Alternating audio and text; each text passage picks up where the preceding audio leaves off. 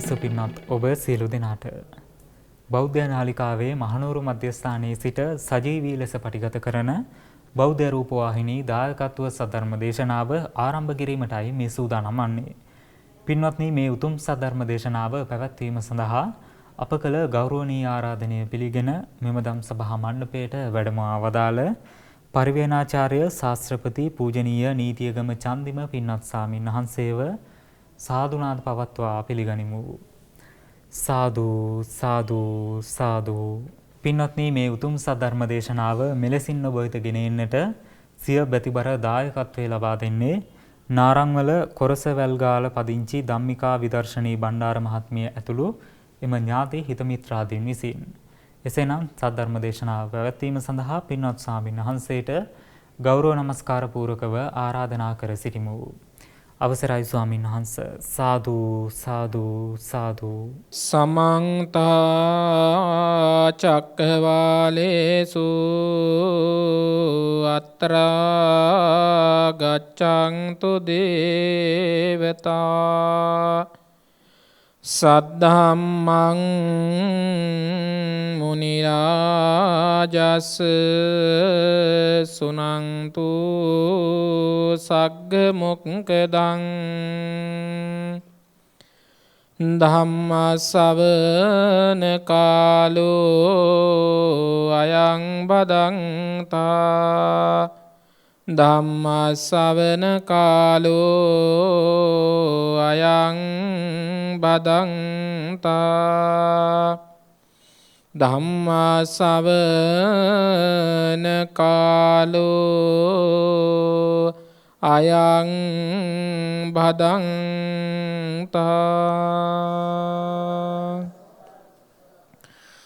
නමෝ තස් භගවතෝ අරහතෝ සම්මා සම්බුද්දස්ස.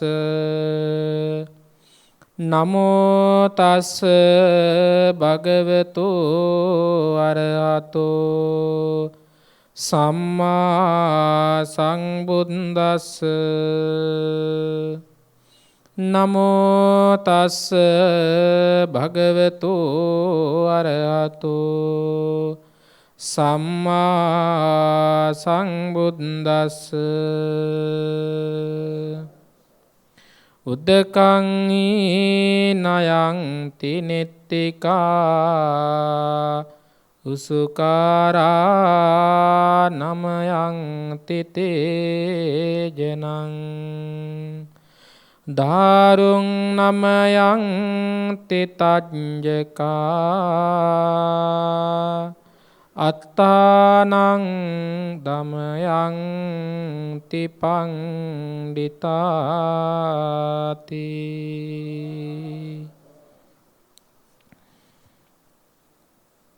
ඓතිහාසික පොත්ගුල් මහා විහාරයේ විහාරාධිපති ගෞරවනීය නායක හාමුදුරුවන් වහන්සේ, බෞද්ධ මාධ්‍ය ජාලයේ සභාපතිවර නිර්මාතෘ ගෞරවනීය නායක හාමුදුරුවන් වහන්සේ ඇතුළු මේ රටවාසී ලෝකවාසී පින්නති මහා සංඝරත්නයෙන් අවසරයි. ශ්‍රද්ධාවන්ත ධම්මිකා බණ්ඩාර පාඨශාලාචාර්යතුමිය ඥාති පිරිස ඇතුළු සද්ධර්ම ශ්‍රවණා කරන රටවාසී ලෝකවාසී පින්වතුනි පින්වතියනි පුංචි දරුවනි සෑම දිනාටම ප්‍රාර්ථනා කරනවා සද්ධර්ම දේශනාවට පෙර ආතුව මනුෂ්‍ය කියන සත්වෙක් වෙලා ඔබ සහ මා ඉපදුනේ මේ භවයේ රැස් කරපු කුසල් නිසා නොව పూర్ව භවයේ රැස් කරපු කුසල් වල ලැබෙන ප්‍රතිඵලයක් විදිහට පෙර ඔබ සහ මා පින් කළ නිසා අපට මේ භවයේ ලැබුණා මනුෂ්‍ය කියන භවයක් සත්වෙක් ආත්මයක්. ඒ పూర్වේ කර පින් කුසලුත් මේ මනුෂ්‍ය භවයේ කළ රැස් කළ සියලු පින් කුසලුත් හැම දිනාටම උපනිශ්‍රේ වෙලා නැවත යලි ආත්ම භාවයන් ලබන විට උසස් වූ දේව සම්පත් උසස් වූ මානුෂික සම්පත් උසස් වූ බ්‍රහ්මාදී සැප සම්පත් ලබා සතර අපායට නිරේට නොවැටි බුදුවරයන් වහන්සේලා පසේ බුදුවරයන් වහන්සේලා මහරහතන් වහන්සේලා දේශනා කරන නෛර්යානික වූ ශ්‍රී සද්ධර්ම දේශනාව ශ්‍රවණය කරන්නට සද්ධර්ම දේශනාව සිතෙහි ධාරණය කරගන්නට හැකියාව වාසනාව ලැබෙන පුණ්‍යවන්ත පින්කමක් බවට මේ පින්කම පින් පූර්ණේ වෙන කුසල ධර්මයක් විදිහට පුරන්නටම හේතු වාසනා වේවා සැලසෙත්වා කියලා ප්‍රාර්ථනා කරනවා.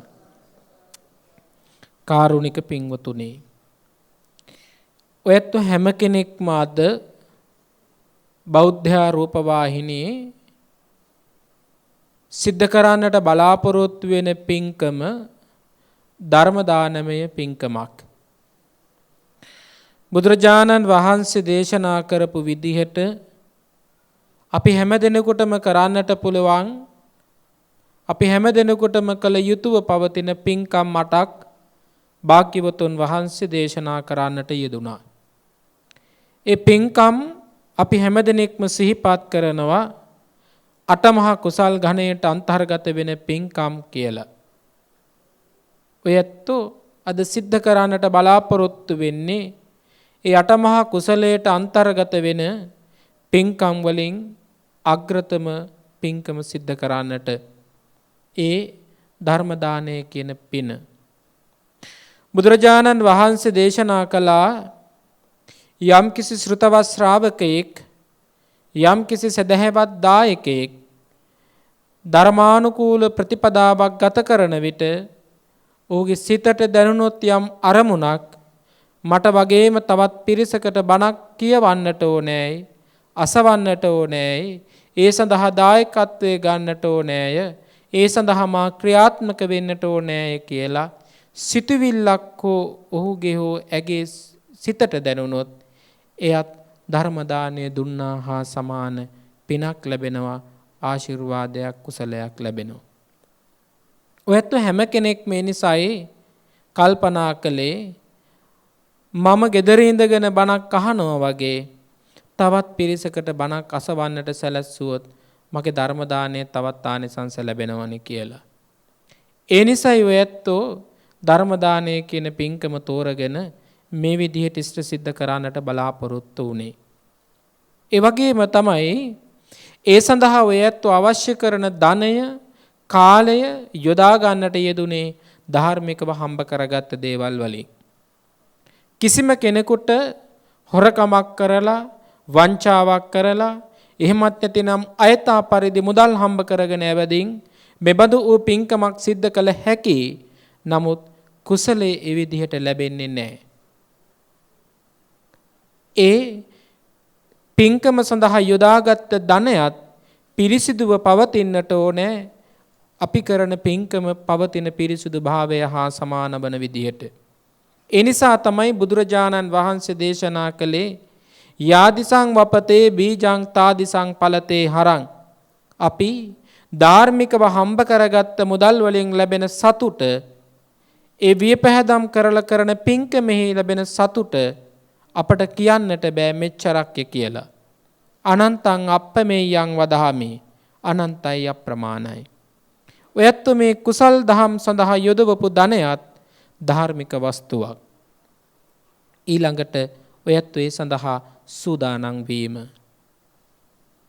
අපි හැමදෙනෙක්ම අද වාඩි වෙලා ඉන්නේ, අසුන් අරගෙන ඉන්නේ සබාදහම විසින් දළදා හාමුදුරුවෝ ස්පර්ශ කරගෙන, දළදා හාමුදුරුවෝ වැඩ ඉන්න කුටියේ ඒ සුළං රැල්ල වැදිලා අපි මේ බණ අහන බණ මඩුවට ඇවදින් අපට මතක් කරනවා, ඔබල මේ අහන සෑම බණ පදයක්ම වාම ධාතුන් වහන්සේගේ ස්පර්ශ වුණා. ඒ සත්‍ය අනුභවයෙන්, ඒ අනුහස තුලින් මේ පිම්බීමේ ඉඳගෙන ඔබට සිත පිරිසුදු කරගෙන මේ බණ පදේ අහන්න පුළුවන්. කය පිරිසුදු කරගෙන මේ බණ පදේ අහන්න පුළුවන්. මනස පිරිසුදුව තබාගෙන මේ බණ පදේ අහන්න පුළුවන්.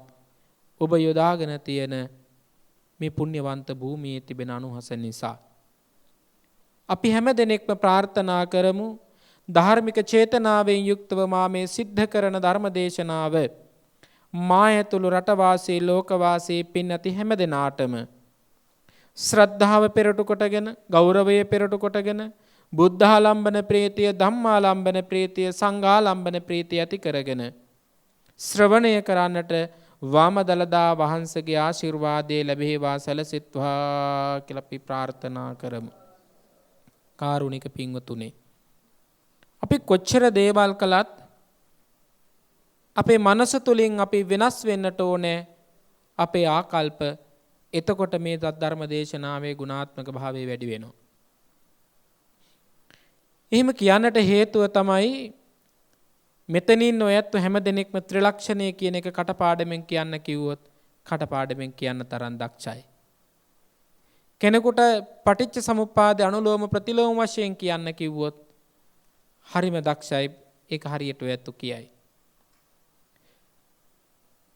චතුරාර්ය සත්‍ය ධර්මය කියන්න කිව්වත් ඔයත් කියයි.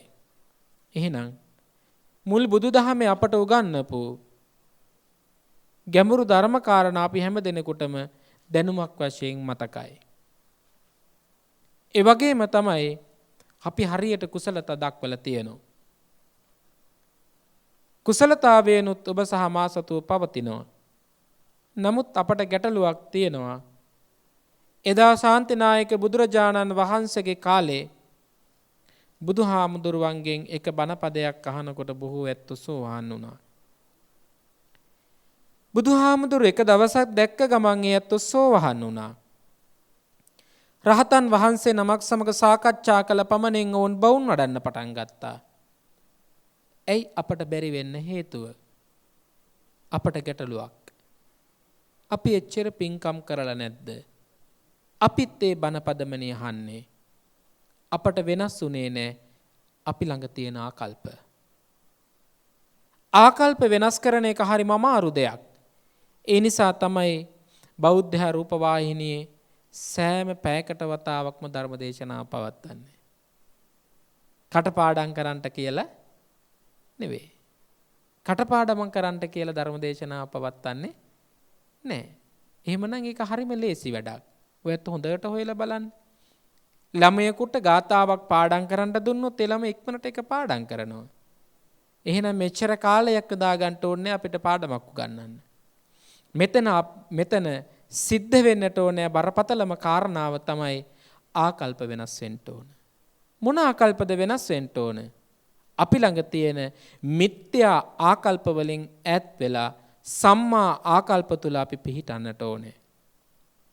අපි හැම කෙනෙක්ම හිතනවා අපි හරි, අපි නිවැරදි කියලා. ඒ දැනෙන සිතුවිලි මොහොතේදී පමණයි. හැබැයි ආකල්පමේ වෙනසක් අපේ සිද්ධ වෙලා නැහැ.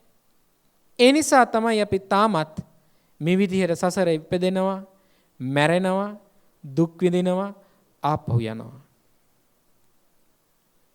හැබැයි අපට ගැටලුවක් තියෙනවා. නැවත අපි ආපහු උපදිනවා පුනර්භවය නිසා.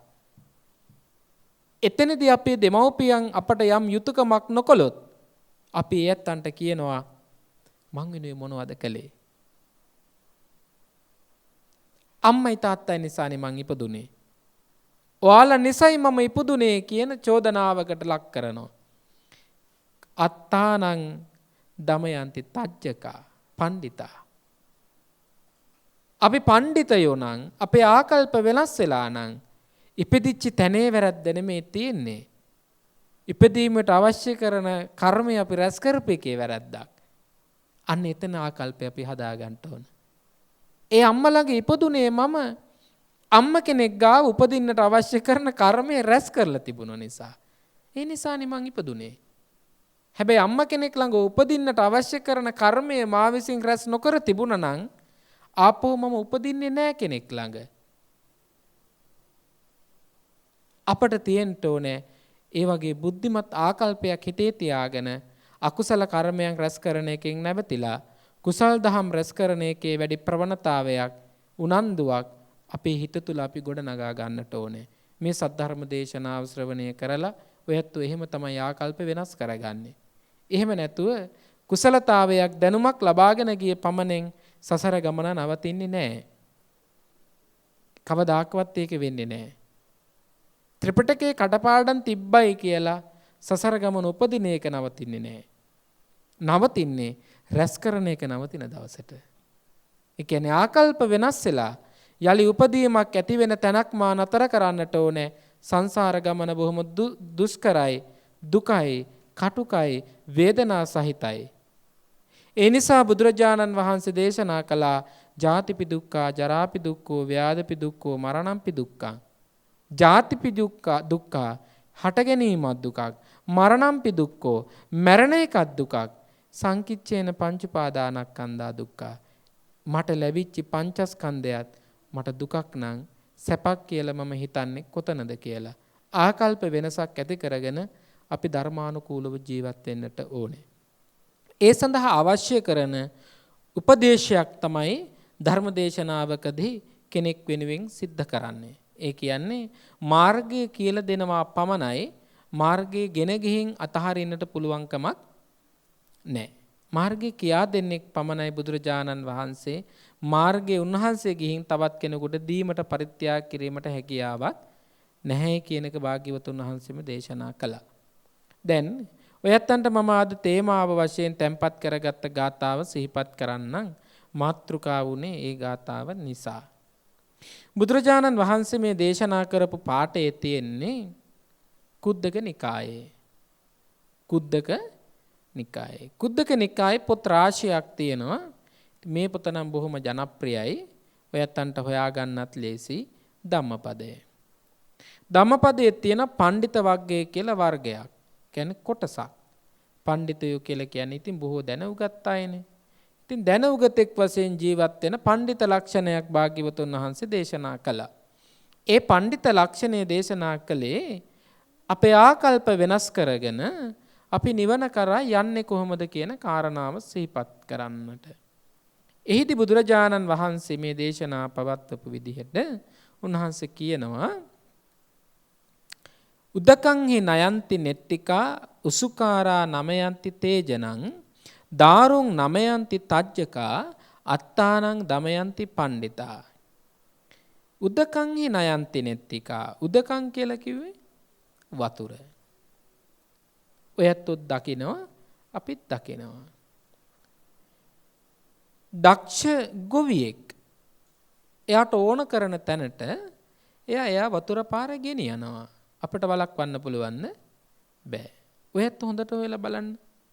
දක්ෂ ගොවියෙක් නම් වැවේ තියෙන වතුර ටික එයා හරියට දක්ෂ විදිහට කළමනාකරණය කරලා එයාගේ කුඹුරත් තෙත් කරගෙන තවත් අයටත් ඒක පරිත්‍යාග කරලා සමගියෙන් සමාදානෙන් මේ වතුර කඳ ගෙනියනවා එයා. එයාට ඕන දේ කරගන්න. ඉතින් ඔය ජාතක කතාව තියෙන්නේ අපේ සරියුත් හාමුදුරුවෝ වැඩ ඉන්නවා. උන්වහන්සේ ඉන්නකොට උන්වහන්සේගේ ගමේම පැවිදි හාමුදුරු කෙනෙක් සාමණේරයන් වහන්සේ කෙනෙක් උන්වහන්සේත් එක්ක ගම් දනම් වල වැඩම කරනවා. දැන් හිතන්නකෝ අපිත් ඒ වගේ ඇවිදිනවනේ. ඔය ඇත්තොත් එහෙම යනවා. අපට බොහෝසෙයින් කටට හුරු වෙලා තියෙන අර සසරට බැඳෙන නිසා බුදුරජාණන් වහන්සේ විසින් ප්‍රතික්ෂේප කරපු කතාම තමයි අපට බොහෝසෙයින් මතක් වෙන්නේ. ඒ කියන්නේ රජ්ජුරුව ගැන කතා කරනවා. නේ? ස්ත්‍රීන් පිළිබඳව කතා කරනවා. මිල මුදල් පිළිබඳව කතා කරනවා. අපි බොහෝසෙයින් අපේ කාලය යොදවන්නේ බුදුරජාණන් වහන්සේ විසින් ප්‍රතික්ෂේප කරපු කාරණාවලට. ආර්යයන් වහන්සේ නමක්නේ. ඒ කියන්නේ උතුමන් වහන්සේ කෙනෙක්නේ. ශ්‍රේෂ්ඨ කෙනෙක්නේ. උන්වහන්සේ පාරේ වඩිනකොට ඔය සම්පප්පලාප වචන කතා කරන්නේ නෑ. උන්න ආර්ය වෙනස. ඔයත් එහෙම ආකල්පයක් වෙනස් කරගන්න ඕන. ඔව් උන්වහන්සේලා වෙනස් කරගත්තේ නෑනේ කියලා අපි දැනගෙන සාදු කියලා අනුමෝදන් වුණාට කුසල් දහම් වැඩෙන්නේ නෑ. හිත විතරක් සතුටු වෙලා ආපහු අපි මේ දේම කළොත් අපි නිරේට යනවා. අපි තිරිසංගත සත්ත්ව වෙලා උපදිනවා. සසර දුකට ආපහු අපිපත් වෙනවා. දැන් ඔයත් උතන ආකල්ප වෙනස් කරගන්න ඕන. මම නම් කවදාකවත් නරක කතාවක් කවුරුවක් එක්කන්වත් කතා කරන්නේ නැහැ. පුළුවන් තරම් මම නිහඬව ඉන්න උත්සාහ කරනවා.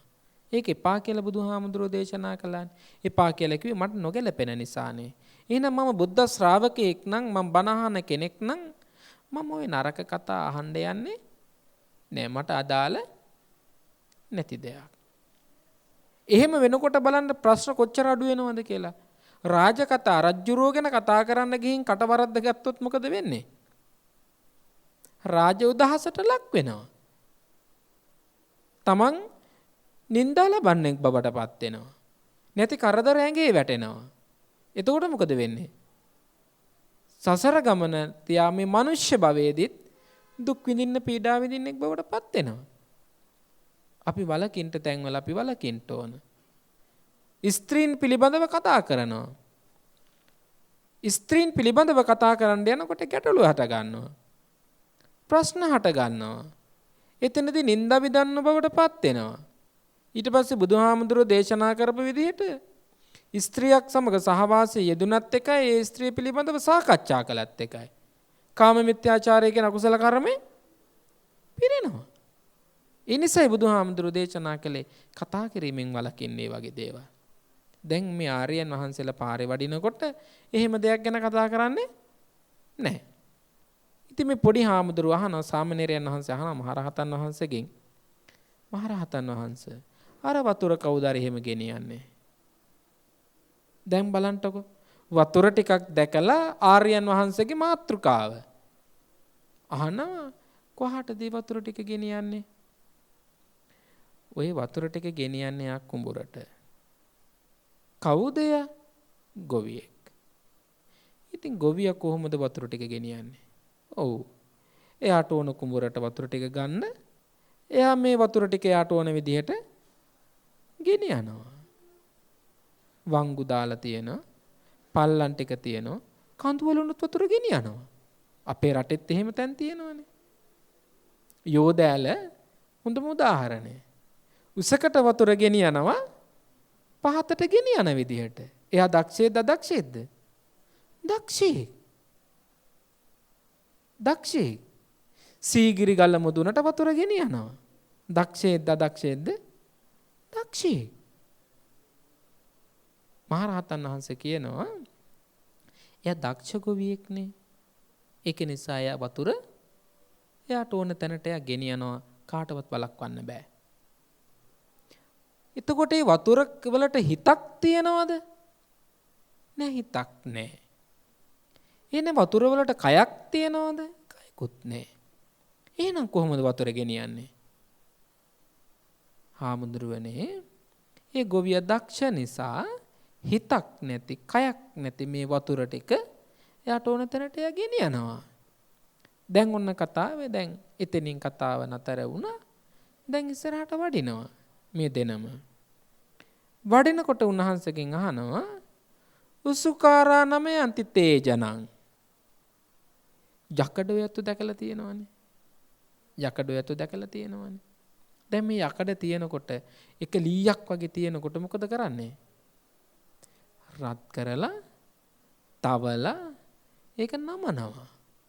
ලස්සන විදිහට. නවල නැද්ද? තියෙනවා. අහනවා මේක කොහොමද කරන්නේ? ඔව් මේක එයාලා තවලා දක්ෂ ඊවඩුව එයාට අවශ්‍ය කරන දෙයක් එක්කින් එයා නිපදව ගන්නවා. ඒකට හිතක් තියනවද? ඒකට හිතක් නැහැ. කයක් තියනවද? කයකුත් නැහැ. එහෙනම් කොහොමද මේක කරන්නේ? ඒක තමයි හාමුදුරුවනේ එයාලගේ තියෙන දක්ෂභාවය. ඒ කියන්නේ පඬිතකම. මොකේද දැන් මේ වර්ගයේද මොන වර්ගයේද මේක තියෙන්නේ?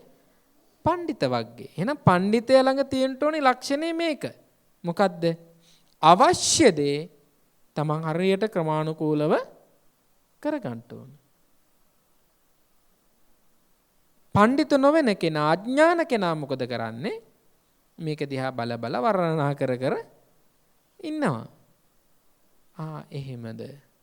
දැන් ඉතින් එතනින් ඉවර වෙලා උන්වහන්සේ වඩිනවා.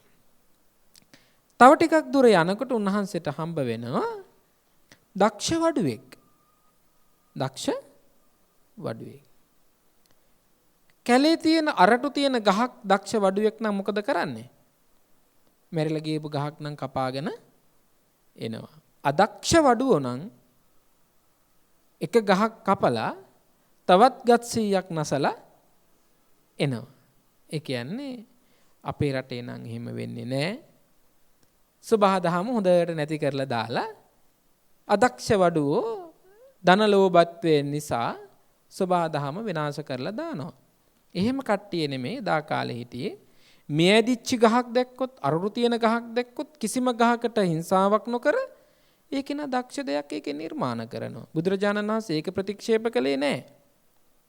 මැරිලා යන දේ ප්‍රයෝජනෙට ගත්තට උන්වහන්සේ ප්‍රතික්ෂේප කළේ නැහැ. උන්වහන්සේ කිව්වේ සබහාදහමට ආදරය කරන තරමට සබහාදහම ඔබට ආදරය කරනවා. හිතන්ට අදක්ෂ වඩුව තමයි පරිසර විනාශ කරනවා, ගහකොළ විනාශ කරනවා, සතාසිව්පාව විනාශ කරනවා, ඉන්න තැන පවා විනාශ කරගන්නේ අදක්ෂයා.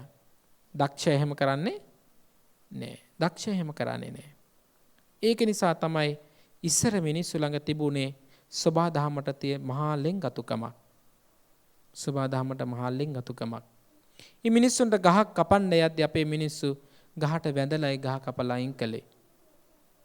තවත් පොඩි අතුරුපසර ගස් තියනවා නම් පුංචි ලපටි ගස් තියනවා නම් ඒ ගහ බොහොම පරිස්සමෙන් තමයි අපේ මිනිස්සු කපාගෙන අරගෙන ආවේ. හැබැයි අද බොහෝ ලෝකේ පරිසරය විනාශ වෙගෙන යනවා. මේ දක්ෂ වඩුවත් කැලේ මැරිලා තිබුණු ගහක් කපාගෙන ඇවිදින් දාරුන් නමයන්ති තජ්ජකා. ලස්සන පුටු වැඳන් මේස හදනවා. දැන් ඔයත් අංගේ ගෙදරවල් වල අපේ පන්සල් වල කොච්චරනම් ලීයෙන් කරලා තියෙන කැටයන් තියෙනවද කියලා බලන්න. එයා දක්ෂයෙක් නෙමෙයිද? සැබෑවටම විශ්වකර්ම වැඩක් කරන පුජ්‍යලයෙක්නේ. අද මහනුවර තියෙනවා අපේ පන්සල් වල ටිකක් එහා පැත්තෙන් ඇම්බැක්ක දේවාලය.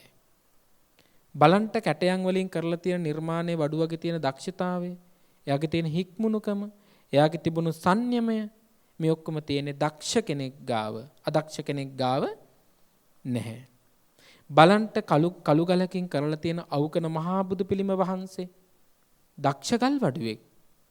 හැබැයි බුදුහාමුදුරුවන්ගේ ශාන්ත ගුණය කිසිම අඩුපාඩුවක් නොකර එයා ප්‍රතිනිර්මාණය කරන්න උත්සාහ කරලා තියෙනවා. බලන්ට පොළොන්නරුවේ මහා කළු ගලකින් ජීවමාන බුදුහාමුදුරුවන්ගේ බුදුරුව නිර්මාණය කරලා තියෙනවා. මේ දක්ෂයන්ට මේ දේ කරන්න පුළුවන්. දැන් මෙහෙම මෙයා අහනවා මේ සාමණේරයන් වහන්සේ අහනවා මහරහතන් වහන්සේ ඒ ලීයට හිතක් තියනවද එහෙම නැවෙන්න? නෑ. හිතක් නෑ.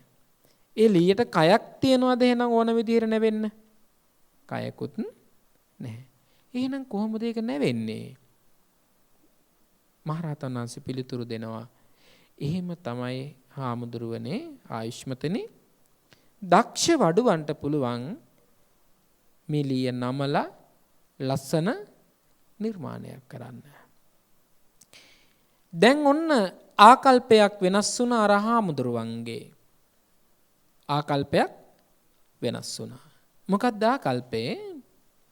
හිතක් නැති ගඟකට නැවෙන්න පුළුවන් නම් හිතක් නැති ඇලදොලකට නැවිලා ඕන තැනට ගෙනියන්න පුළුවන් නම් දක්ෂ කෙනෙකුට.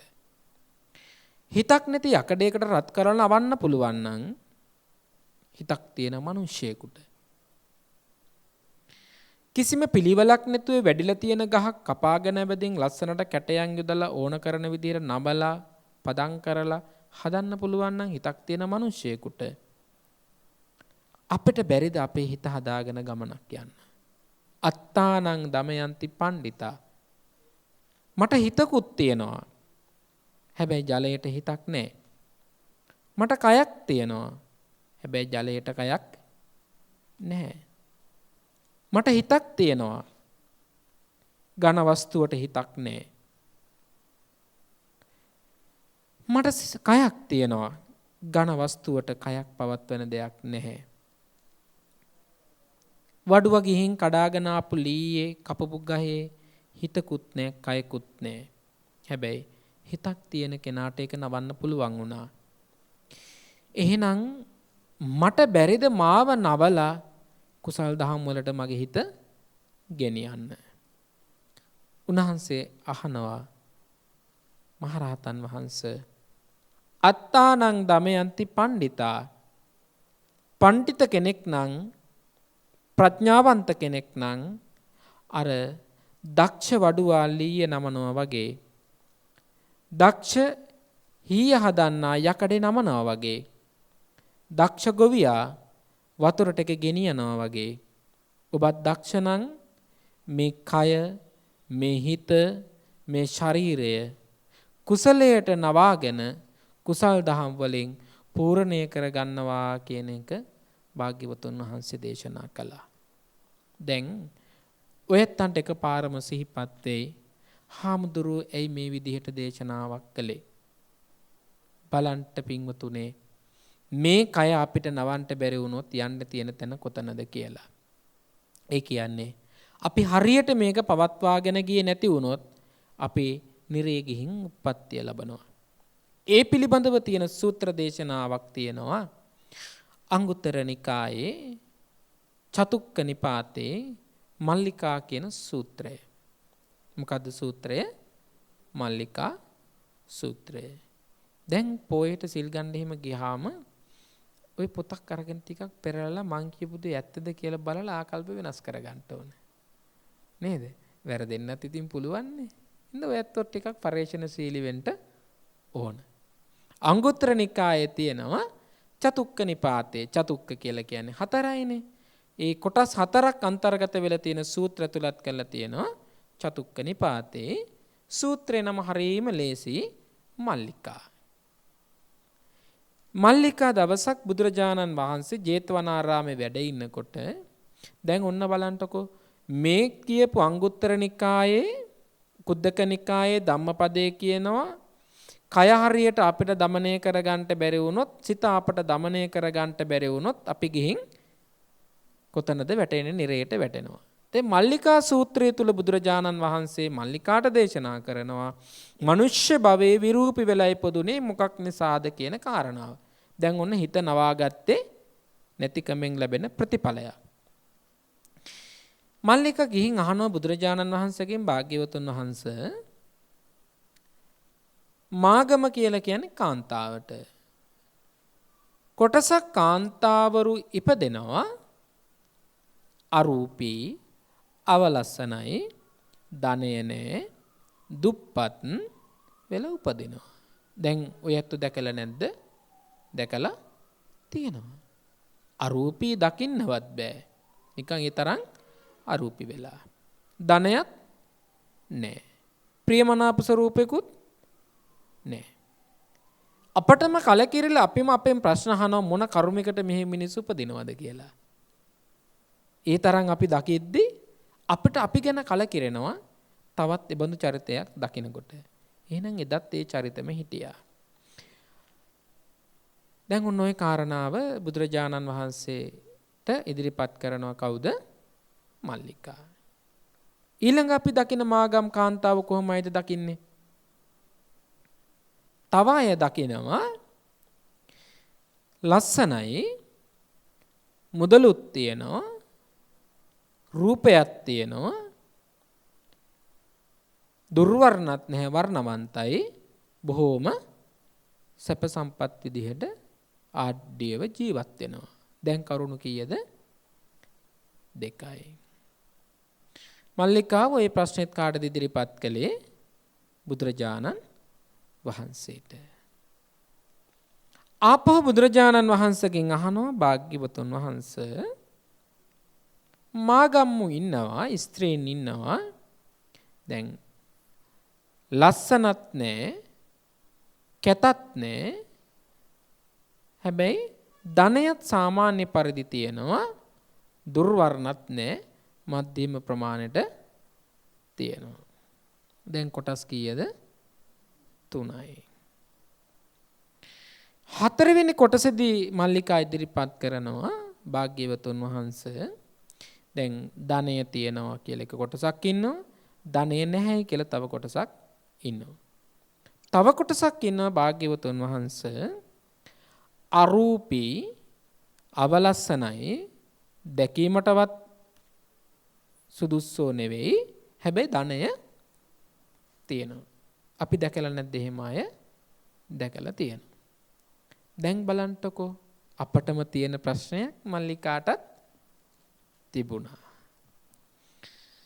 බුදුරජාණන් වහන්සේ මේ සූත්‍රයේදී පැහැදිලි කරනවා කෙනෙක් අවලස්සන වෙලා උපදින්නට හේතු වෙන කරුණු. මල්ලිකා, ඔබ දන්නවද මාගම්මු හරීම කපටි, මායම් කාරේ. මට අද ওই සූත්‍රය කියවද්දි හිතුණා ඕක නිසාද දන්නේ නැහැ ජනමතයක් තියෙන්නේ ගැහැණුන්ට මාගමුන්ට 64ක් මායම් තියෙනවා කියලා.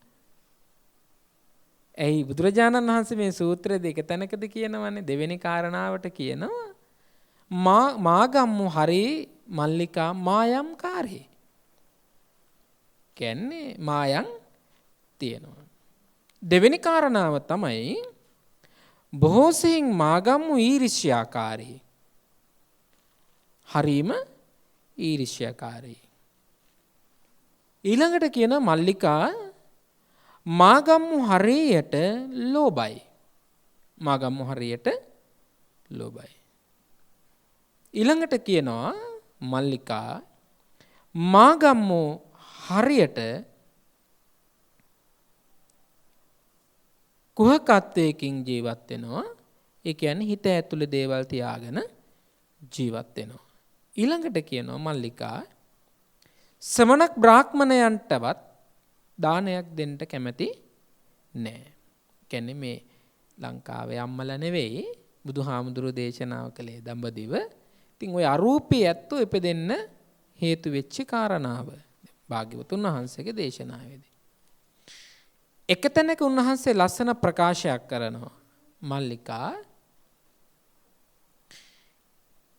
එබඳු වූ කාන්තාවන් ඉක්මනටම කිපෙන සුළුයි. තරහ ගන්නවා. දැන් ওই වචන ටික ඔහොමම තියෙනවා මේ මල්ලිකා සූත්‍රයේ. ඉතින් නැත්තම් ඕක ඉතින් මටත් හොඳ නෑනේ. ඉතින්ද ඔයත් කියවලා බලන්න ඕන. දැන් ওই කාරණා ටිකම බුදුරජාණන් වහන්සේ මල්ලිකාට කියද්දී බුදුරජාණන් වහන්සේගේ මල්ලිකා අහනවා භාග්‍යවතුන් වහන්සේ ඔය කරුණ නිසා දෙහිම ඉපදෙන්නේ. ඔව් මල්ලිකා. ඒ කරුණ නිසා තමයි එහෙම ඉපදෙන්නේ.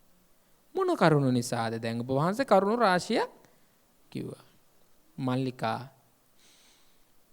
මාගමක් ස්ත්‍රියක් ආකල්පමය වශයෙන් වෙනස් නොවුනොත් දීම කියන දේ අතහැරීම කියන දේ පුරුදු නොකොළොත් එයාට ඊළඟ භවයේදී ලැබෙන්නේ නැහැ. ඒ කියන්නේ පිරිමි අපිටත් ඒකම පොදුයි. ඉතින් අර මල්ලිකා සූත්‍රය නිසා දැන් ගැහැණු ගැන බුදුහාමුදුරුවන්ගෙන් ප්‍රශ්නයක් නගපු නිසා බුදුරජාණන් වහන්සේත් මාගම්මු උපහැරණයකට ගෙනල්ලා දේශනා කරලා පිරිමි අපිටත් එහෙනම් ඕක පොදුයි. කියන මල්ලිකා ස්ත්‍රියක් දීම අතහැරීම පරිත්‍යාගය පුරුදු නොකොළොත් එයාට උපදින භවයේදී ලැබෙන්නේ නැහැ. ඉපදින භවය යාට ලැබෙන්නේ නැහැ. මොනමද ලැබෙන්නේ නැත්තේ භාග්‍යවතුනේ? ධනෙ ලැබෙන්නේ නැහැ. ධනෙ ලැබෙන්නේ නැහැ. බලන්නකෝ. එහෙනම් මේ භවයේ දෙන්න ඕනේ අපට ඊළඟ භවයේ ලැබෙන්න. ඕකට බුද්ධ චරිතයේ උදාහරණ කතාවක් මම කෙටියෙන් මතක් කළොත් සිද්ධාර්ථ ගෞතමයාණන් වහන්සේ පාරමිතා පූර්ණය කරනකොට මන්ත්‍රී දේවිය වෙලා යශෝදරාවත උපදිනවා. කවුරු වෙලාද? මන්ත්‍රී දේවිය වෙලා. ජූචක බමුණට දරුපටව් දෙන්න ගැට ගහලා දන් දෙනකොට ඇයත් කියන්නේ ඔබේ බුදුකම ලබන්නට මේ දානය හේතු වාසනාව වේවා. එහෙනම් එතන තියෙන්නේ අතහැරීමනේ. ඒක නිසා වෙන්න තියෙන යශෝදරාවතට ඔච්චර ලස්සන ශරීරයක් ලැබුණේ. ඇයි? අතහැරීම කියන කාරණාව පුරුදු කළපු නිසා. උන් එහෙනම් මේ සැරේ ඔයත් දොන්නොත් ඊළඟ භවයට ලැබෙනවා. මං දැන් මේ ධර්ම දේශනාව පවත්වන්නේ ඔයත්තන්ට දැනුම ලබන්න නෙවෙයි. ඔයත්තන් දැනුම ගන්න පුළුවන් පොතක් කියවලා. කුසලතාවයක් වැඩි දියුණු කරගන්නත් ඔයත් හොඳට කුසලතාවයේ තියෙන ඇත්තෝ. නේ හොඳට දන් දෙන්න පුළුවන්, බණ භාවනා කරන්න පුළුවන්, සිල් රකින්න පුළුවන්. අපට වඩා ඔයත් කොටසක් වෙලාවට වයුරු ධම්මල බණ පොත් කියවලා තියෙනවා. දැනුම තියෙනවා. හැබැයි මේ ධර්ම දේශනාව මගේ යෝජනාව ඔයත් ආකල්පමය වෙනසක් ඇති කරගන්න. ඒ කියන්නේ මම දෙන්න ඕන කියන ආකල්පෙ හිතේ තියාගන්න. යදින්නෙක්, පැවිදිරුවක්, බ්‍රාහ්මණයෙක්, නැති බැරි මිනිස්සෙක් දකිද්දි දෙන්න පුළුවන් ප්‍රමාණය. ජීවත් වෙන gedara ගැට ගහලා දන් දෙන්න කියනව නෙවෙයි. පුළුවන් ප්‍රමාණයක් දෙන්න. එතකොට උන් අපට ඊළඟ භවයේදී ලැබෙනවා. ඊළඟට අහනවා මල්ලිකාවගේ දැන් පළවෙනි ප්‍රශ්නෙට පිළිතුර හරියි. ඊළඟට කියනවා මල්ලිකා විරූපී වෙලා උපදින්නට හේතු වෙන කාරණාව තමයි ඊර්ෂ්‍යා සහිත විඳලා මැරිලා යන එක. බලන්නකො බුදුහාමුදුරුවෝ දේශනා කරන දේ. ඒ කියන්නේ වෛරයෙන් මැරිලා යනවා. එතකොට මට මතක් වුණේ සිංහල භාෂාවේ වෛරය කියන එක ලියන්න ගන්නේ කොම්බු දෙකයි වයන්නයි. මෛත්‍රිය කියන එක ලියන්න ගන්නෙත් කොම්බු දෙකයි මයන්නයි. දෙකම එක හා සමානයි. වයන්නයි මයන්නේ ගැටේ එළියට එනවා. මයන්නේ ගැටේ ඇතුළට එනවා. මෛත්‍රී කිරීම කියන එක පටන් ගන්න ඕනෙත් ලියන වචනෙන් මට දැකිච්ච දේ නම් මගෙන් මම අනේකාට මෛත්‍රී කරන්න පටන් ගන්න ඕනේ. වෛරය වයන්නේ කොම්බුව තියෙන්නේ අගින්. ඒ කියන්නේ වයන්නට ඇතුලේ නෙමෙයි තියෙන්නේ. වයන්න පටන් ගන්න කොම්බුව කෙරවලින්. ඒ කියන්නේ එළියට දාලා. වෛර කරන්න පටන් ගන්න මගෙන් නෙමෙයි අනේකාගේ. ඒක නිසා වෙන්න ඇති එහෙම වචන දෙක ලියන්නත් ඇත්තේ. හොඳට ඔයත් හිතලා බලන්න. වෛර කරන්නට යනකොට හැබැයි ප්‍රතිඵලය මොකද්ද? මෛත්‍රිය ලිව්ව වගේ ප්‍රතිඵලය ලැබෙන්න පටන් ගන්නෙ මට කරන්නේ මම අනේකාට. මෛත්‍රී කරනකොට අපි කරන්න පටන් ගන්නෙ මගෙන් වෛර කරන්න පටන් ගන්නකොට පටන් ගන්නෙම ළඟ ඉන්න කෙනාගේ. බලන්ට වෛර කරන පුජ්‍යලය අතර ඉන්නේ කොහොමද? S2ට පේන කෙනාට තමයි වෛර කරන්නේ. S2ට පේන කෙනාට. S2ට නොපෙනෙන කෙනාට මෛත්‍රී කරනවා. දැන් අපේ ගමේ ළමෙක් ශිෂ්‍යත්ව පාස් වුණොත් එහෙම ඔය ඇත්තෝ නෙමෙයි බොහෝ ඇත්තෝ හිතනවා එයාට විතරක් මොකද එහෙම වෙන්න හේතුව අපේ එක්කෙනාටනේ බැරි. අන්න අපි ළඟ තියෙන එතකොට ඊර්ෂ්‍යාව. කමක් නැහැ. අපේ ගමේ ළමෙක්නේ. අන්න ආකල්ප අපේ වෙනස් කරගන්න අපි පුරුදු කරගන්න ඕන. එතකොට වෛර කරන්න පටන් ගන්න අනේකාට උනාට ප්‍රතිඵල ලැබෙන්න පටන් ගන්න මට. ඒක කාටවත් වෙනස් කරන්න බෑ. ඊළඟ භවයේ උපදිනකොට මම අරූපී වෙලා උපදිනවා. ඔයත් දකින්නේ නැති. පහුගිය දවස්වල අපි බණකට වඩිද්දී පාරයිනේ ඉන්න මිනිස්සෙක් ඉටිපන්දන් හඳුන් කූර වගේක් හදාගෙන විකුණන්න. S2ම නැහැ. බැඳලා ඉන්නේ S2ම නැති නෝන කෙනෙක්. ළමයි දෙන්නෙක් ඉන්නවා S2ම තියෙනවා. මම එයාගෙන් හඳුන් කූරු ගන්න ගියාම මට S2ට කඳුළු ආවා. මට එයාගෙන් ඇහුණ එකපාරම ලෝකෙ කොයි වගේද කියලාවත් ඔයාට දැනෙන්නේ නැතුව ඇති නේද කියලා. එයාට මං කිව්වා හාමුදුරුව නමක් කියලා. එතකොට කියනවා හාමුදුරුවනේ මට ඔක්කොම නිකන් කිසිම දෙයක් නෑ වගේ දැනෙන්නේ. ඒ කියන්නේ කළු පාටයි කියන්න කළුවත් දන්නේ නෑ නේන. මං පන්සලට ගිහින් වැඳලා ඇස් දෙක පියාගෙන මම හිතුවා ඒ අන්ධ කෙනා මම නම් මට දැනෙන්නෙත් මේ දේම නේද? ඇහැට පේන ලෝකෙම මම අද කොච්චර ලස්සන දේවල් දකිනවද? සෑයක් දැක්කත් මට සතුටු වෙන්න පුළුවන්. මම දීලා වෛර නොකරලා තිබු ප්‍රතිඵලය නිසා නේද? ඊළඟ භවයේ උපදිනකොට මම ඇස් නැතුව විරූපී වෙලා ඉපදුනොත් මට ඔක පේන්නේ නෑනේ. බුදුවරයන් වහන්සේ නමකගේ කාලේ ගියත් අකුසල කර්මයකට ඇස් දෙක පේන්නේ නැතුනොත් බුදු කෙනෙක් කොහොම දකින්නද? වෛර චේතනාවෙන් මැරිලා ගියොත් එහෙම කෙනෙකුගේ ශබ්දයට ඊර්ෂ්‍යා කරලා මට කන් දෙකක් නොලැබුණොත් බුදු කෙනෙක් දකින්න හම්බුණත් බණක් අහන්න පින නෑනේ. ඇයි මං වෛර කරලා ඊළඟ භවයේ මං අපිරිසිදු කරගන්නේ? මල්ලිකා ඒ විදිහට අරූපී වෙලා ඉපදුනේ වෛර කරපු නිසා.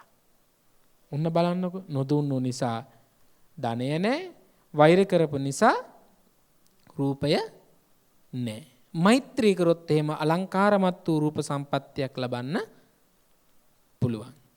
ඊළඟට අහනවා මල්ලිකාගෙන් බුදුහාමුදුරනේ තව ඕ මල්ලිකා මායම්කාරී වෙන්න හොඳ නැහැ. ගැහණු අය මායම්කාරී වෙන්න හොඳ නැහැ. ඒ කියන්නේ මොනවද? ඔව්. තමන්ගාව ආකල්පයක් තියෙන්න ඕන. මම දැන් ගෙදර ඉන්න ගැහණු ළමයෙකුට තියෙන ආකල්ප හිතේ තියෙන්න ඕනේ. මම දැන් විවාහ ජීවිතයට ප්‍රාප්ත වෙච්ච අම්ම කෙනෙක්. නැත්තම් බිරිඳ ළඟ තියෙන ආකල්ප බිරිඳ ළඟ තියෙන්න ඕනේ. එහෙම නැතුව මායාකාරී වෙලා දරුවෝ ඉන්න අම්මා දරුවෝ නැමැති කාන්තාවක් දරුවෙක් විදිහට හැසිරෙන්න ගියොත් එතන තියෙනවා ගැටුමක්. තියෙනවා. එතන ප්‍රශ්නයක් හට ගන්නවා. ඊළඟට බුදුරජාණන් වහන්සේගේ මේ දේශනාවම ගත්තොත් උපාසක අම්ම කෙනෙක් ළඟ ආකල්පයක් තියෙන්න ඕනේ හිත ඇතුලේ. අත්තම්ම කෙනෙක් ළඟ ආකල්පයක් තියෙන්න ඕනේ හිත ඇතුලේ. මම දැන් වයසයි වයෝවෘදයි. මගේ ඇඟ වයසට ගියා නම් මගේ හිත විතරද දාම වයසට නොගිහින් තිබුණේ. අද හිට මාරයා මාව ඇබදින් ගෙනියයි. එක්කෝ මම ළමයෙක් එක්ක සතුටින් ඉන්න වෙලාවක මම මැරිලා යයි. ළමයෙක් වෙනුවෙන් මම දුකක් විඳින වෙලාවකදී මාව මැරිලා යයි. මගේ මරණය කොතනද වෙන්නේ කියලා මටවත් කියන්න බෑ. එහෙනම් මම මායාකාරී වෙන්න හොඳ නෑ. ඒ කියන්නේ රවට්ටන්නෙක් බවට පත් වෙන්න හොඳ නෑ. එහෙම වුණොත් රැවටෙන්නේ කවුද? මමමයි. රැවටෙන්නේ මමමයි. වෙන කාටවත් බෑ රවට්ටන්න. රැවටීමටපත් වෙන්නේ මම. ඒ වේදනාව, ඒ පීඩණය, ඒ සසර දුක, ඒ සසරේ බැඳීම ඇති කරගෙන දුක් විඳින්න වෙන්නේ මට. දැන් මල්ලිකාට මොනව හිතෙනවද? ඒ කියන්නේ විරූපී වෙලා උපදින්නටත් උන්වහන්සේ කිව්වා, ධනෙ නැතුව උපදින්නත් උන්වහන්සේ කිව්වා. ඊළඟට බුදුරජාණන් වහන්සේ කියනවා මල්ලිකා බොහොම ධනවත්ව රූප සම්පත්තියෙන් ඉපදෙන්න ලැබෙන එක මහ වාසනාවක්. ඇත්තටම වාසනාවක් තමයි. අපි හැමෝම ප්‍රියමනාප මිනිස්සු වෙන්න ඕන. අප්‍රසන්න අප්‍රිය මිනිස්සු වුණොත් කිසිම දෙයක් අපට සිද්ධ කරන්නට බෑ. ඒ කියන්නේ දානයක් දෙන්න ගියත් අත් දෙක බොහොම පිරිසුදුව තියෙන්න ඕන. අතේ තුවාල හැදිලා අතේ සැරවේ ගලනවා. සල්ලි මිදමුදල් තිබ්බත් ලබන්න එක ලබනවද? එයා ප්‍රතික්ෂේප කරනවා. එහෙනම් අපි උපදින්න ඕනේ කොහොම වෙලාද? ස්ත්‍රියක් වුණාන් පස්සේ ඉතින් පංච සම්පත්තියක් තියෙන්න එපා. පංච කල්යාණී කියලා කියනවානේ. ඒවා අනිත්‍ය ගැන හිතලා කපලයින් කරන එක නෙමෙයි තියෙන්නේ. ඒවා සමග අනිත්‍ය මෙනෙහි කොටගෙන අපේ හිත තුලින් අපි නිවන් අවබෝධ කරගන්නේ. කයකට නිවන් දකින්නවා කියලා බුදුහාමුදුරෝ දේශනා කළාද? නෑ. එහෙම එකක් නෙමෙයි බුදුරජාණන් වහන්සේ දේශනා කළේ. හිත තමයි නිවන් අවබෝධ කරගන්නේ. හැබැයි හිතෙන් අවබෝධ කරගත්ත දේ වෙනස් වෙන්නේ ආකල්ප වලින් ශරීරයෙන්. ඒ නිසානේ මහරහතන් වහන්සේ කෙනෙක් කියන එක මහරහතන් වහන්සේ ප්‍රකාශ කරන්නේ නැහැ. උන්වහන්සේගේ ආකල්ප, උන්වහන්සේගේ හැසිරීම, උන්වහන්සේගේ ගමන බිමෙන් මිනිසුන් තීරණය කරනවා අපට වඩා වෙනස් කෙනෙක් එහෙනම්. හැබැයි මේ ටික ඔයත්තන්ට සසර දුකක් කියලා කොණ්ඩේ කපලා පැත්තකින් තියලා මූණු හොදන්නෙත් නැහැ, දත් ටික මදින්නෙත් නැහැ, නාන්නෙත් නැහැ, ලස්සන ඇඳුමක් අඳින්නෙත් නැහැ, කිසිම දෙයක් කරන්නේ නැතුව අනිත්‍යයි අනිත්‍යයි අනිත්‍යයි කියලා හිත හිතා ගෙදරට වෙලා ඉන්නවා. ඒකද අනිත්‍ය අවබෝධ වීම? නෑ. ඒක අනිත්‍ය අවබෝධ වීම නෙවෙයි. අනිත්‍ය අවබෝධ වෙන්න ඕන අපේ හිතට. ඒ කියන්නේ මම කරන දෙයින්, මම කියන දෙයින්, මම යන්නේන ගමනෙන් මට හිතෙන්නට ඕනේ ආකල්ප වෙනසක් ඇති කරගෙන ජීවත් වෙන්න. ඒක හරියට දක්ෂයන්ට විතරයි කරන්න පුළුවන්. අදක්ෂයන්ට කරන්න බෑ. ඒ නිසානේ මෙච්චර කාලයක් බණ කියනවා, මෙච්චර කාලයක් දේශනා කරනවා, කීයෙන් කී දෙනාද ජීවිතේ වෙනස් කරගෙන අර්ථාන්විත තැනකට එන්න උත්සාහ කරන්නේ. ඒ නිසා ඔයත් හැම දිනෙකම හිතේ තද කරගෙන තියාගන්නට ඕනේ. වෙනස් නොවි තියාගන්නට ඕනේ. දක්ෂ ගොවියෝ දක්ෂ තැන්වලට වතුර ගෙනියනවා එයාට ඕන තැනකට. එයා ගලක් ගොඩැල්ලක් දිහා බලන්නේ නැහැ. එයා උසක් පාතක් ගැන හිතන්නේ. එයා අත්නෝ මතිකයි. එයා තමන්ගේ අරමුණ කරා වතුර ටික ගෙනියනවා. කිසිම කෙනෙක් ගැන එයා හිතන්නේ නැතුව දක්ෂ විදියට එයා ගෙනියනවා.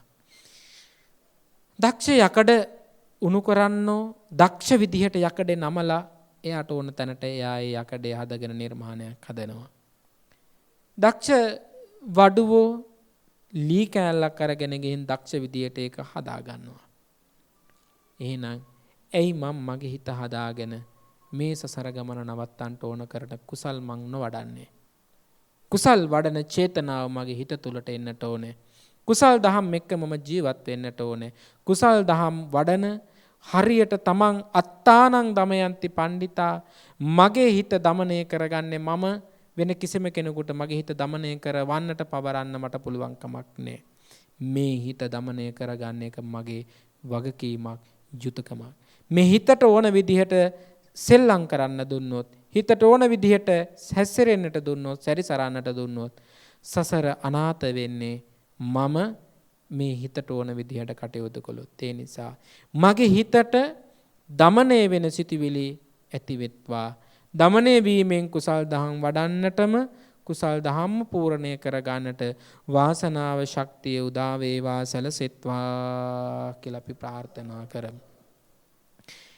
සූත්‍ර දේශනාව අද මම ගත්තේ ඇත්තන්ට මල්ලිකා සූත්‍රය. ඒ සූත්‍ර දේශනාව විදියට හිත දමනය කරගත්තොත් මට ප්‍රතිඵල නෙලන්න පුළුවන් කියන එක ඔයත් සිහිපත් කරගන්නට ඕන. ඒ කොහොමද? විරූපී වෙලා උපදින්නේ මම වෛර කළොත්. ඇයි මම තව කෙනෙකුට වෛර කරන්න යන්නේ? මට වෛර කරන මිනිස්සු ඇති වෙනවට මම කැමති නෑ වගේ. මම වෛර කරොත් මේ මිනිස්සුත් මේ මිනිසුන්ට වෛර කරනවට මට කැමති වෙන්නේ නෑ. එහෙනම් මම වෛර කරන්නේ ඇයි? වෛර චේතනාවකින් මම මැරලා ගියොත් මම විරූපී වෙලා උපදිනවනේ. එහෙම ඉපදුන් බුද්ධෝත්පාද කාලෙක ඉපදෙන්න ලැබිලා මම විරෝපී වෙන අකුසල කර්මයේ දාට මට ඵල විපාක දුන්නොත්, මට බුදුවරයෙක් දකින්නවත් පිනක් නැති වුණොත්, බුදුවරයෙක්ගේ බණක් අහන්න පිනක් නැති වුණොත්, බුදුවරයෙකුට සලකන්න මට කුසලයේ නැති වුණොත්, මේ විරූපී ශරීරය නිසා මම එදාට කොච්චර අසරණ වෙලා නිරයේ අය අවුරුදු දහස් ගාණක් කල්ප ගාණක් දුක් විඳින්න වෙනව නේද? මේ සුළු මොහොතක් කරන වෛර චේතනාව නිසා. ඒ නිසා වෛරය කියන දේ මගේ හිතට එන්න එපා. වෛරය කියන දේ මම দমনය කරනවා. වෛර කියන චේතනාව මගේ තුන් සිතකටවත් ඇති නොවේවා. මෛත්‍රී කියන චේතනාව මගේ සිතේ ඇති වේවා, පෝෂණය වේවා, පූර්ණේ වේවා කියලා අපි සාදු කියලා ප්‍රාර්ථනා කරමු. හැකිතරම් දන් දෙන එක දානං සග්ගස්ස සෝපානං අපට නිවන් අවබෝධ කරගන්න තියෙන විපුල මාර්ගය තමයි දීම අතහැරීම. කොච්චර රැස් කළත් අවසානයේදී නැති වෙලා යනවා. දුන් දේ හරීම සුවඳයි මිනිස්සු බොහෝ තැන්වල කතා කරයි. ඒ දුන්නු දේ දීලා දාන්න අල්ලගෙන තියාගෙන ඉන්න එපා. ඒ කියන්නේ නමක් ගහලා අර සෑයක් හදලා නමක් කෙටුවට වැඩක් වෙන්නේ නැහැ. අපේ ආධ්‍යාත්මෙන් අපි දීලා නැත්තම් ආකල්පවලේ. මම නම් තාම මහා වංශයේ දැක්කට තාම දැක්කේ නෑ රුවන්වැලි මහා සෑය දුටුගැමුණු රජුරු හදලා පූජා කරයි කියලා දුටුගැමුණු රජුරු සෙල්ලිපියක් කොටලා තියෙනවා. අතහැරීම එතුමා හරියට පූර්ණය කළාද කියලා හිතුණා. රුවන්වැලි මහා සෑයට මෙහා පැත්තේ තියෙන ශ්‍රී මහා බෝධීන් වහන්සේ අපි තාම දැක්කේ නෑ දේවානම්පියතිස්ස මහ රජුරු මේක ගලක කොටලා දුන්න කියලා. ඒ අතහැරීම ඉඩම වෙනුවෙන් පූජා කළා. අපටත් දෙන්න ඕනේ අතහැරීම අතහැරලාම දාන්න. අල්ලගෙන ඉන්න යන්න එපා. ඒ කියන්නේ සිවුර පූජා කළා නම් අදිනවද කියලා බලාගෙන ඉන්න එපා. අම්ම වෙනුවෙන් කියලා ලොකු දෙයක් කරලා පොඩි දෙයක් කරලා ලොකුවට අකුරු වලින් ලියලා දෙන්න එපා. ඊට පස්සේ ගිහිල්ලා බලන්න එපා අපේ ඒක තියනවද මෙතන කියලා. ඒ කියන්නේ අපි තාම අතහැරලා නැහැ. අපි අල්ලගෙන ඉන්නවා. අල්ලගෙන ඉන්නේ නැත්නම් අතහැරලා නම් ඒක අපිට අමතක වෙලා ගිහිල්ලා කියන්නේ මට මතකයි පිනක් කළා කියලා. පින කළාද කියලා මං හොයා යන්නේ නැහැ. ඒ නිසා දානය කියන දේ දානය කියන පාරමිතාවෙන් පුරන්නටම ඔයත්තන්ට හැකියාව ලැබෙන පුණ්‍යවන්ත මනුෂ්‍ය භවයක් බවට පත් වේවා සැලසෙත්වා කියලා ප්‍රාර්ථනා කරනවා.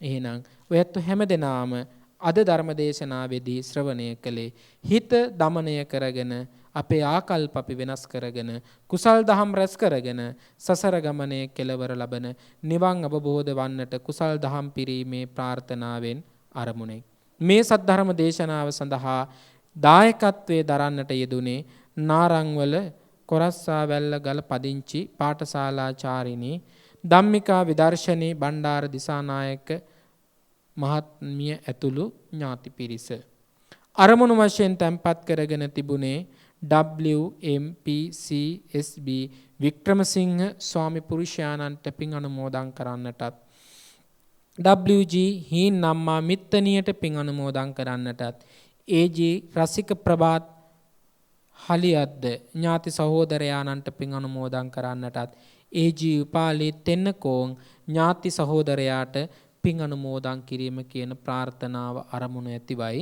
මේ දිනන දානයේ ධර්ම දානයේ ඔයත් පූජා කරන්නට යෙදුනේ.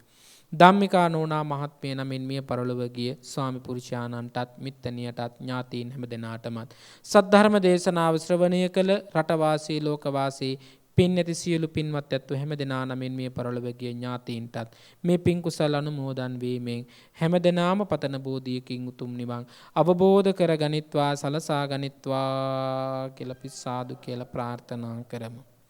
2015 නොවැම්බර් මාසේ 5 වන දිනට හදිස්සියේ අනතුරකට ලක්ව මිය පරලොව ගිය අඹන්පොළ ප්‍රාදේශීය ලේකම් කාර්යාලයේ ශේෂ්ඨ නිලධාරී වරයෙකු වශයෙන් සේවයේ නියුත ඉඳලා මිය පරලොව ගිය WMPCBS වික්‍රමසිංහ මහත්මයාණන්ට සහ සුජීවත්ව වාසය කරන ඥාති හිති මිත්‍රාදී හැම දෙනාටමත් ධර්ම දේශනා පවත්වන ස්වාමින් වහන්සේට සහ බෞද්ධ මාධ්‍ය ජාලයේ නිර්මාතෘ ගෞරවනීය නායක හාමුදුරුවන් වහන්සේටත් සද්ධර්ම දේශනාව ශ්‍රවණය කළ ලොකු කුඩා හැම දෙනාටමත් ආශිර්වාද කිරීම යත්තන්ගේ බලාපොරොත්තුව ප්‍රාර්ථනාව මේ තුන්සිත පහදවාගෙන සද්ධර්ම දේශනාව ශ්‍රවණය කළ ලොකු කුඩා හැම දෙනාටම මේ ශ්‍රවණය කළ දහම් පද අනුව ජීවිතේ හැඩගස්වා ගන්නට හැකියාව ලැබේවා. ඒ තුලින් රැස් වෙන පින් කුසල් තුලින් උතුම් නිර්වාණ අවබෝධයම සැලසෙත්වා කියලා අපි සාදු කියලා ප්‍රාර්ථනා කරලා සෙත් ප්‍රාර්ථනා කිරීම වශයෙන් ගෞරවනීය නායක හාමුදුරුවෝ ප්‍රාර්ථනා කරන්නේ පැවිදි උතුමන්ට සහ ගිහි ප්‍රභූන්ටත් අභීත රණවිනුවන්ටත් උතුම් නිර්වාණ අවබෝධය සඳහාම මේ පින් කුසල් උපනිශ්‍රේ වේවා සැලසෙත්වා කියලා අපි සාදු කියලා ප්‍රාර්ථනා කරලා වසර 30ක් පුරාවට ත්‍රස්තවාදීත්වයේ වෙනුවෙන් ජීවිත පූජා කරන්නට ගොස් ආබාධිත තත්වයට පත් වුණ සිළු රණවිරුවන්ට නිදුක් නිරෝගී චිරජීවනය ලැබේවා සැලසෙත්වා කියලා අපි සාදු කියලා ප්‍රාර්ථනා කරලා අස්කිරි පාර්ශව අතිපූජ්‍ය මහානායක මාමිපාණන් වහන්සේ ඇතුළු ත්‍රිනිකායක අතිපූජ්‍ය මහානායක මාමිපාණන් වහන්සේලා අනුනායක මාමිපාණන් වහන්සේලාට නිදුක් නිරෝගී චිරජීවනය ලැබේවා සැලසෙත්වා කියලා අපි සාදු කියලා ප්‍රාර්ථනා කරමු. මෙබඳු පින්කමක් ඉෂ්ට සිද්ධ කර ගන්නට අවස්ථාව සලසා දුන් කොළඹ බෞද්ධ මාධ්‍ය ජාලයේ නිර්මාතෘ සහ සභාපති කොළඹ හත ශ්‍රී සම්බෝධි විහාරයේ විහාරාධිපති ගෞරව ශාස්ත්‍රවේදී නම කියන්නට අවසරයි දරණාගම කුසල ධම්මනායක හාමුදුරුවන් වහන්සේටත් මේ කාර්ය මණ්ඩලයටත් මහත්ම මහත්මීන් ඇතුළු හැම දෙනාටමත් උතුම් නිදුක් නිරෝගී චිරජීවනය ලැබ උතුම් චතුරාර්ය සත්‍ය ධර්මය අවබෝධයේ පිණිසම අප රැස් කළ පින් කුසල් උපනිශ්‍රේ වේවා කියලා අපි සාදු කියලා ප්‍රාර්ථනා කරලා මේ ධර්මශාලාව පිළියෙලකට දුන් අනුගාරික ධර්මපාල මාවතේ කීර්තිශ්‍රී රාජසිංහ පුත්ගුල් මහා විහාරයේ විහාරාධිපති උතුරු හා මධ්‍යම දෙදිසාවේ අධිකරණ සංඝනායක ශාස්ත්‍රපති අවසරයි යටිනුවර සුමන නායක හාමුදුරුවන් වහන්සේ ඇතුළු සියලු ස්වාමින් වහන්සේලාට නිදුක් නිරෝගී චිරජීවනයේ උදෙසාම මේ උතුම් සද්ධර්ම දේශනාව ශ්‍රවණය කළ පින් කුසල් උන්වහන්සේලාට උපනිශ්‍රේ වේවා කියලා අපි සාදු කියලා ප්‍රාර්ථනා කරලා ඓතිහාසික ලංකාතිලක රාජමහා විහාරාධිපති ගරු කටයුතු අමුණුගම රාජගුරු විපස්සී නායක හාමුදුරුවන් වහන්සේටත් දේශකයාණන් වහන්සේ වශයෙන් මටත් මෙම පුණ්‍ය කටයුත්ත සඳහා සහභාගී වූ ධර්ම ශ්‍රවණය කළ සිළු දෙනාටත් මේ උතුම් සද්ධර්ම දේශනාවේ අනුහස තුලින් ජීවිතය අර්ථාන්විත කරගෙන බුදුවරු විසින් පසේ බුදුවරයන් වහන්සේලා විසින් මහරහතන් වහන්සේලා විසින් හොඳයි සැපයි සාන්තයි කියා දේශනා කරන්නට යෙදුන චතුරාර්ය සත්‍ය ධර්මයෝම අවබෝධයේ පිණිස සද්ධර්ම දේශනාවේ පින් කුසල් උපනිශ්‍රේ වේවා හේතු වාසනා වේවා කියලා අපි සාදු කියලා ප්‍රාර්ථනා කරලා පින් කැමැති සීල දෙවියෝ මේ පින් ලබාගෙන අපවත් සම්බුද්ධ ශාසනය චිරස්චිත කාලයක් ආරක්ෂා කරත්වා දෙවියන් පතන බෝධියකින් උතුම් නිවන් අවබෝධ කරගනිත්වා කියන චේතනාවෙන් දෙවියන්ට පින් අනුමෝදන් කරමු. ආකාසට්ඨා ච බුම්මට්ඨා දේවා නාග මහිද්దికා පුඤ්ඤන්තං අනුමෝදිත්වා චිරං රක්ඛන්තු ලෝක සාසනං චිරං රක්ඛන්තු ධම්ම දේශනං චිරං රක්ඛන්තු මං පරන්ති දේවෝ වස්සතු කාලේන සස්ස සම්පත්ති හේචුත පීතෝ භවතු ලෝකෝච රාජා භවතු ධම්මිකෝ. සාදු සාදු සාදු. පින්වත්නි, අප කෙරෙහි මෙත් සිතින් මෙම උතුම් සද්ධර්ම දේශනාව පවත්වා වදාළ පරිවේනාචාර්ය ශාස්ත්‍රපති පූජනීය නීතියගම චන්දිම පින්වත් ස්වාමීන් වහන්සේට නිදුක් නිරෝගී චිරජීවනයත් මේ ගෞතම බුද්ධ ශාසනය තුලදීම උතුම් වූ චතුරාර්ය සත්‍ය ධර්මය අවබෝධයේ පිණිසත් මේ උතුම් ධර්ම දානමය කුසලය හේතු වාසනා වේවායි සාදුනාද පවත්වා ප්‍රාර්ථනා කරමු. සාදු සාදු සාදු. පින්වත්නි, ඔබටත් මෙවැනි සද්ධර්ම දේශනාවක සදැහැති දායකත්වයේ දැරීමට පින්සිත පහළ වේ නම් අපට කතා කරන්න 081 494 61 66. ඒ මතක් කිරීමත් සමගින් මහනුවර පොත්ගුල් මහා විහාරයේ සිට සජීවී ලෙස පටිගත කළ බෞද්ධ රූපවාහිනී දායකත්ව සද්ධර්ම දේශනාව මෙලෙසින් නිමාවට පත්වෙනවා. පින්වත් ඔබ සැමට සම්මා සම්බුදු සරණයි.